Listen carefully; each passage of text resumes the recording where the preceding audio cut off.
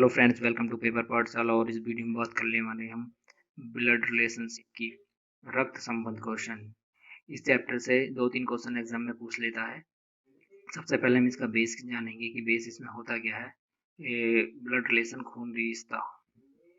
देखिए, अगर क्वेश्चन में दिया हो आपसे ऊपर वाली जनरेशन, जैसे दादा, पापा, मम्मी, आपसे ये लोग आपसे ऊपर वाली जनरेशन में आते हैं। एग्जाम्पल ये है, तो इनको हम कैसे प्रदर्शित करते हैं दोस्तों। ऊपर वाली जनरेशन में आते हैं तो इनको हम ऊपर की साइड ऊपर लिखते हैं। हाँ, ये हम हैं और ये हमारे दादा के बारे में पूछ रहा है, मम्मी के बारे में पूछ रहा है, चाचा के बारे में, तो ये हमसे ऊपर वाली जनरेशन में आते हैं। और दूसरी बात मैं आपको बता दूं, इनमें से और और हम कौन सी जनरेशन में आते हैं।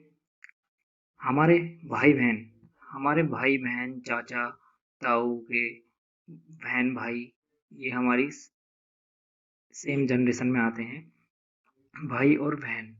और हमसे जो नीचे की जनरेशन होगी दोस्तों, हमसे जो छोटे लोग होते हैं, या बेटी या बेटा, उनको हम इस प्रकार से प्रदर्शित करते हैं। बेटी, बेटा और भाई का बेटा। या और पी क्यू कैसे पता चलेगा कि ये बहन है या भाई है, जो मेल हो या फीमेल हो।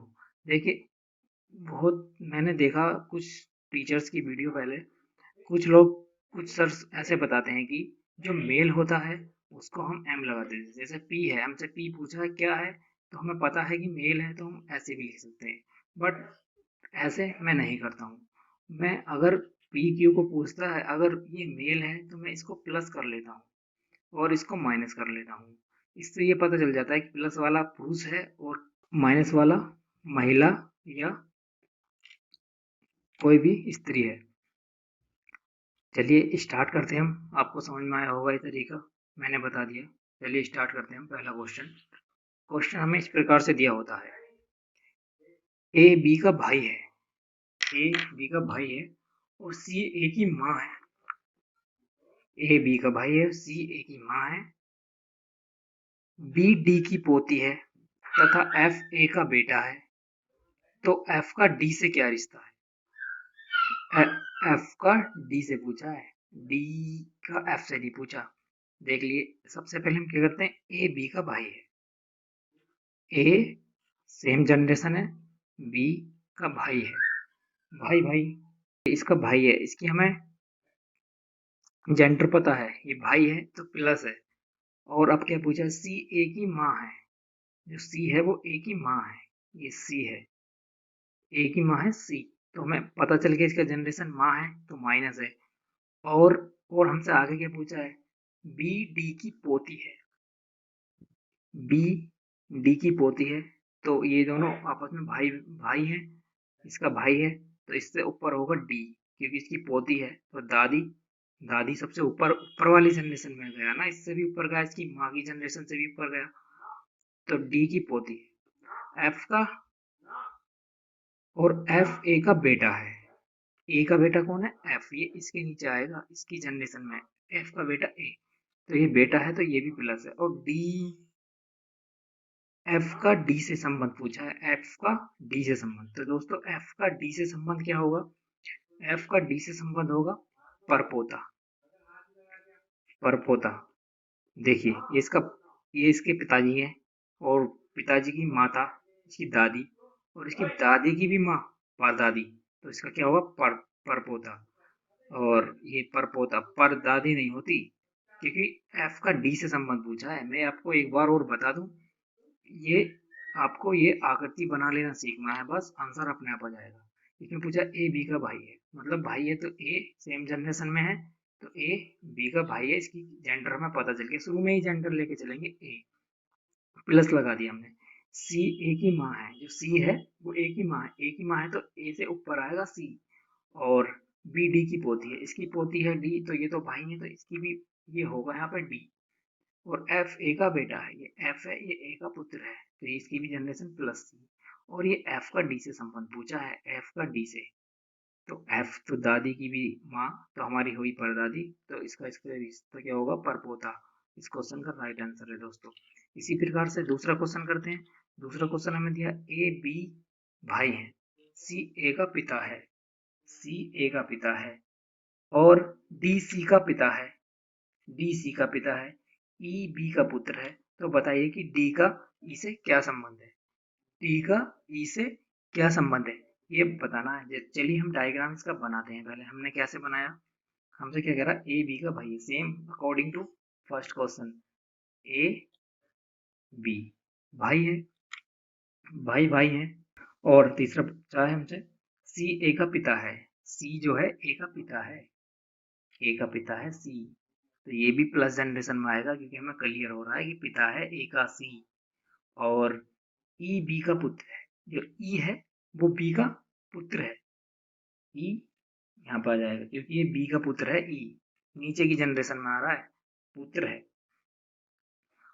और अब तो बताइए कि डी का ई से क्या संबंध है, ई बी का पुत्र है, सॉरी डी सी का पिता है, डी सी का पिता है, मैं यहाँ पर आ जाएगा डी, डी सी का भी पिता है, मतलब ए का पिता सी है, सी का पिता डी है और ई बी का पुत्र है, ई बी का पुत्र है।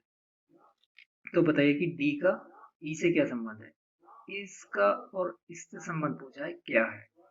तो हम देख लेते हैं, ये दोनों भाई हैं, इसके फादर और इन दोनों के फादर एक ही होंगे, ठीक है, और उसका ही फादर मतलब इसके दादा होंगे और इस लड़के के क्या होंगे, परदादा। तो इस क्वेश्चन का राइट आंसर है दोस्तों परदादा। हमसे डी का ई से संबंध पूछा, ई का डी से पूछा तो परपोता होता उसका भी। चलिए इसी प्रकार से हम नेक्स्ट क्वेश्चन देख लेते हैं। नेक्स्ट क्वेश्चन हमसे पूछा है पी क्यू का भाई है, पी जो है क्यू का भाई है, आर क्यू की माँ है, आर क्यू की माँ है, एस आर का पिता है, टी एस की माँ है। यह बताइए कि पी का टी से क्या संबंध है। पी क्यू का भाई है मतलब पी पी क्यू का भाई है, आर क्यू की माँ है, क्यू की माँ कौन है, आर, ये माँ है, यानी माइनस जनरेशन, डैश लगा दिया हमने माइनस का। और एस एस आर का पिता है, जो एस है और आर का पिता है, ये आर है इसका पिता, इसके ऊपर जनरेशन का होगा, एस आर का पिता है। टी एस की माँ है, जो टी है वो एस की माता जी है। यह बताइए कि पी का टी से क्या संबंध है। और इस पी का टी से हमसे संबंध पूछा है, पी का टी से क्या संबंध है। देखिए पी क्यू आपस में भाई भाई, पी क्यू भाई है और आर आर आर क्या है, माँ है, मतलब इसकी माँ और इसका पिता दादा दादी। तो इसका क्या आंसर है, इसकी दादी की भी माँ है तो इसकी क्या होगी, परदादी। अब हमसे पूछा है पी का, पी तो भाई है, पी का इस दादी से क्या संबंध है, तो इसका परपोता, परपोता इस क्वेश्चन का राइट आंसर है। कंफ्यूज बिल्कुल नहीं होना है, बहुत से कंफ्यूज हो जाते हैं कि टी से पी का पीछा पूछा है या पी का टी से पूछा है, इस प्रकार से। तो हमसे क्वेश्चन पढ़ लेना है ढंग से, पी का टी से क्या संबंध है, तो पी का टी से पूछा है ना, तो परपोता होगा। दादी से दादी का पूछता तो परदादी होता। इसका क्वेश्चन का आंसर हो गया परपोता, होगा क्वेश्चन नंबर बी। चलिए नेक्स्ट क्वेश्चन करते हैं। नेक्स्ट क्वेश्चन हमसे पूछा है ए डी का भाई है, ए डी का भाई है, डी वी का पिता है, बी और सी बहनें हैं। तो ए का सी से क्या संबंध है, ए का सी से क्या संबंध है।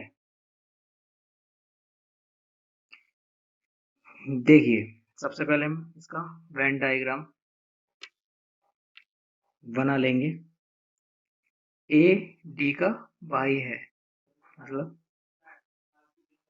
ए डी भाई है, ये भी प्लस जनरेशन का मेल है और ये भी मेल है, आपस में क्या है, भाई भाई है। डी बी का पिता है, जो डी है वो बी का पिता है, मतलब बी इसकी कौन सी जनरेशन में आएगा, नीचे वाली जनरेशन में। बी डी का पिता है, बी और सी बहनें हैं, बी और सी क्या है, बहनें हैं, बी और सी दोनों बहनें हैं, मतलब पता चल गया ये भी बहन है और ये भी बहन है, दोनों बहनें हैं। तो ए का सी से क्या संबंध है? ए का सी से क्या संबंध है? सॉरी दिख नहीं रहा, थोड़ा ऊपर कर लेता हूँ। ए डी, ए डी का भाई है, ओ डी का भाई है, डी बी का पिता है, तो डी बी का पिता है तो बी, बी नीचे होगा जब डी इसका पिता है, तो बी सी, बी और सी बहनें हैं, बी और सी आपस में बहनें हैं, तो ये फीमेल जनरेशन की होंगी, दोनों बहनें हैं। क्लियर हो गया हमें इनका जेंडर। तो ए का सी से क्या संबंध है? ए का सी से पूछा है, ए का सी से क्या संबंध है? तो देखिए ये दोनों भाई हैं।